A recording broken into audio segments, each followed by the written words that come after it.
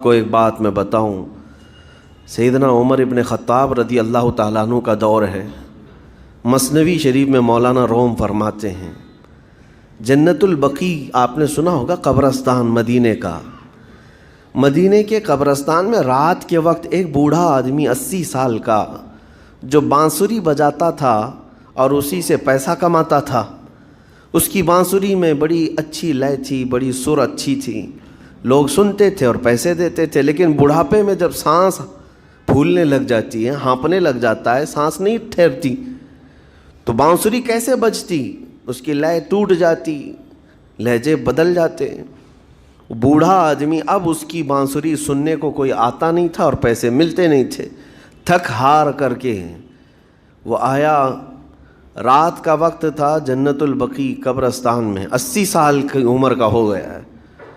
اس نے بانسری توڑ دی، کہا زندگی بھر جس چیز سے میں کماتا تھا، اب میری سانسوں نے جواب دے دیا، جسم پھولنے لگا ہے، سانس زیادہ آنے لگ گئی ہے، اب میرا کھانا پینا کیسا چلے گا؟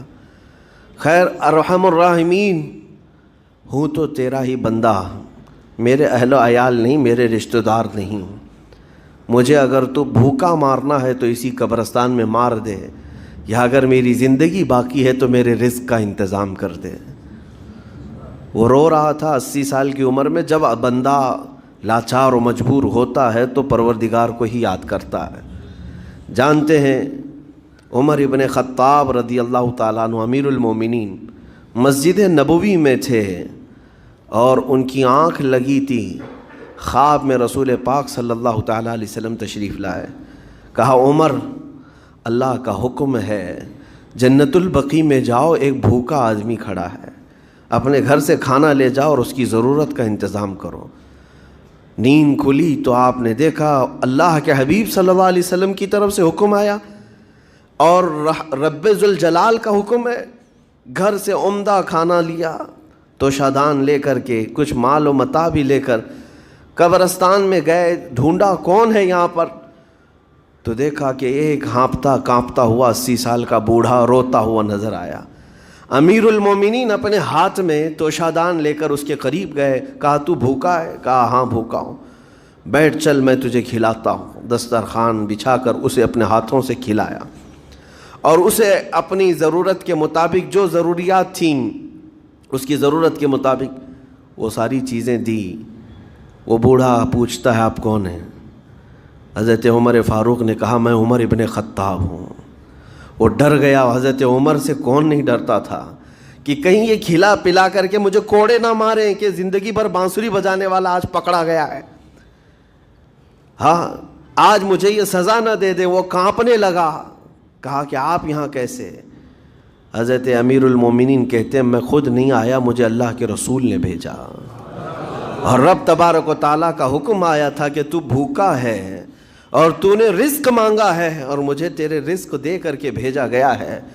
وہ چیخ مار کر کے گر پڑا زمین پر اور رونے لگا، اپنے ہاتھ پھیلا کر کہا سچ فرمایا مولا، تو ارحم الراحمین ہے، 80 سال تجھ سے دور بھاگتا رہا، ایک بار کیا تجھے میں نے پکارا، تو نے وقت کے امیر المومنین کو کھانا دے کر بھیج دیا۔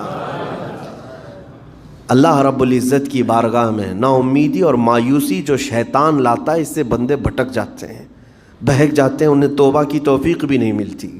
اسی لیے میرا مولا فرماتا انا عند ظن عبدی بی، رب تعالیٰ فرماتا میرا بندہ میرے بارے میں جیسا گمان کرتا ہے میں اس کے ساتھ ویسا سلوک کرتا ہوں۔ تم کیا گمان کرتے ہو؟ وہ سخت پکڑ کرے گا، ابھی مار ڈالے گا۔ وہ غفار ہے، قہار ہے، جبار ہے، لیکن ساتھ میں وہ ستار بھی ہے، وہ رحمان بھی ہے، رحیم بھی ہے۔ اگر رب تبارک و تعالیٰ ہر چیز پر پکڑ کرتا تو ہمارا تو جینا ہی نہیں تھا، یہاں پر اتنے گناہ ہو چکے۔ اور وہ رب تعالیٰ فرماتا وسعت رحمتی کل شیء، میری رحمت نے ہر چیز کو گھیر رکھا ہے۔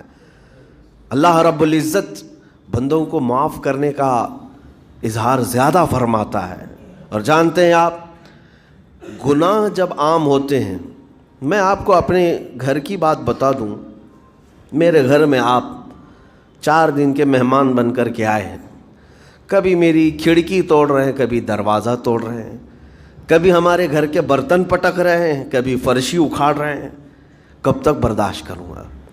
آپ کو نکال کر باہر کر دیں گے، مہمان نہیں، یہ بلا ہو گئی، یہ گھر سارا اجاڑ رہا ہے.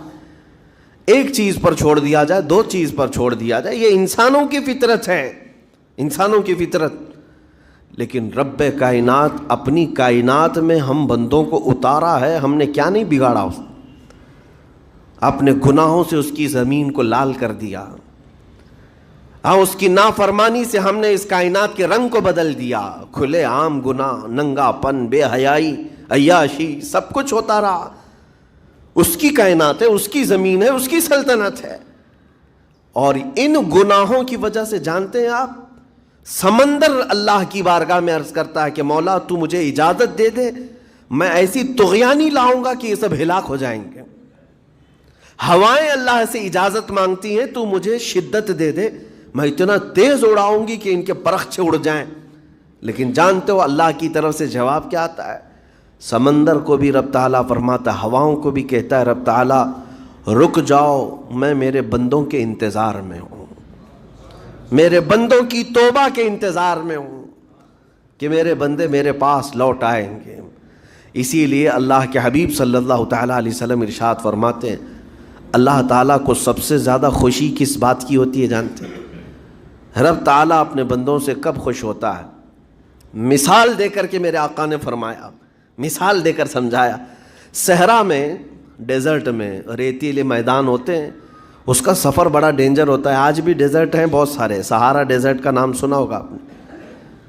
ہم گئے ہیں 200-250 کلومیٹر تک آپ چلتے رہو گاڑی، نہ ایک درخت نظر آتا ہے، نہ پہاڑ نظر آتا ہے، نہ گھر نظر آتا ہے، کچھ بھی نہیں. اس طرف میدان ریت کا اور آسمان لگا ہوا دکھتا ہے، ادھر بھی آسمان. تنہا ہم اکیلے نظر آتے رہتے ہیں. صحرا کا جو سفر ہوتا ہے بہت کٹھن ہوتا ہے. نبی پاک صلی اللہ تعالیٰ علیہ وسلم مثال دیتے ہوئے ارشاد فرماتے، ایک بندہ اپنی اونٹنی لے کر، اس پہ ساز و سامان لے کر کھانے پینے کا صحرا کے سفر پر تھا. اور صحرا میں کھانا پانی بہت مقدار میں لی جاتی ہے کیونکہ کچھ ملتا نہیں، اور جلد سے جلد وہاں سے سفر گزار کر کے آنا. ایک بار اگر راستہ بھٹک گیا موت ہو جاتی، وہاں پہ راستہ ملے گا نہیں. جس طرف بھی جاؤ تو لگے گا سیدھا ہی چل رہا ہوں، ڈائریکشن ہی نہیں پتہ ہوتے صحرا میں. حضور پاک صلی اللہ علیہ وسلم فرماتے ہیں، ایک بندہ صحرا کے سفر میں اپنی اونٹنی کے ساتھ ساز و سامان لے کر سفر پر تھا. بیچ راستے میں اسے نیند آئی، سویا. سو کر کے اٹھا تو دیکھا اس کی اونٹنی ساز و سامان کے ساتھ غائب ہے، صحرا میں، بیچ صحرا میں. اب جو سواری تھی وہ غائب ہے، کھانا پانی تھا وہ غائب ہے، کچھ نہیں ہے ساتھ میں. گھبرا گیا، پریشان ہوا، اپنی اونٹنی کو ڈھونڈتا ڈھونڈتا تھک گیا. کبھی ادھر کبھی ادھر، کبھی ادھر کبھی ادھر، ہر جگہ کہیں کوئی نشان نظر نہ آئے. اور جب سواری نہیں ہے تو اب کئی 100 کلومیٹر کا بغیر کھانے پینے کے کیسے سفر کرتا. تھک ہار کر کے دوسرا دن ہو کہ تیسرا دن ہو، ایک جگہ وہ بندہ سو گیا. پھر سے سو گیا، اب راستہ بھی نہیں ملتا. سویا تو نیند سے اٹھا جب تو دیکھا اس کی اونٹنی بھی موجود ہے، اس کا ساز و سامان بھی ہے.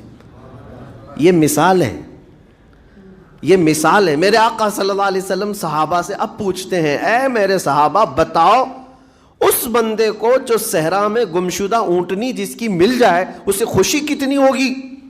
صحابہ کہتے ہیں یا رسول اللہ اس کی تو جان میں جان آ گئی ہوگی، کیونکہ وہ جانتے تھے صحرا کا سفر کیا ہوتا ہے. کہا سب سے زیادہ اسے خوشی ہوگی کہ اس کا کھویا ہوا سامان مل گیا، کھوئی ہوئی سواری مل گئی.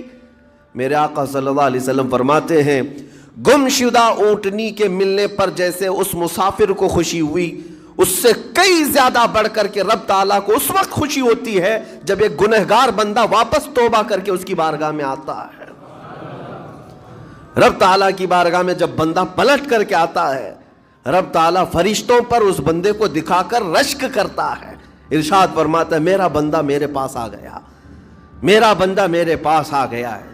میں نے قرآن پاک کی وہی آیت تلاوت کی ہے جس میں اللہ تعالیٰ فرماتا ہے والذین اذا فعلوا فاحشۃ او ظلموا انفسهم ذکروا اللہ فاستغفروا لذنوبہم. یہ चौथे पारे की आयत है, अल्लाह ताला फरमाता वो लोग जिन्होंने बुराई कर ली या अपनी जान पर जुल्म किया, यानी गुनाह किया, फिर अल्लाह को याद कर लिया और तौबा कर लिया। अल्लाह फरमाता वमन यगफिरु दुनूब इल्लल्लाह, तो बताओ लोगों अल्लाह के अलावा कौन है बख्शने वाला। लेकिन शर्त रब ताला ये फरमाता वलम युसिर्रु अला मा फ़अलू वहुम यालमून, लेकिन एक बात है कि वो जिस चीज़ से तौबा करके आ रहे हैं उस पर फिर मज़ीद इसरार करके जमे ना रहें, छोड़ दें एक बार, जानबूझ करके फिर उस चीज़ पर ना लगे रहें।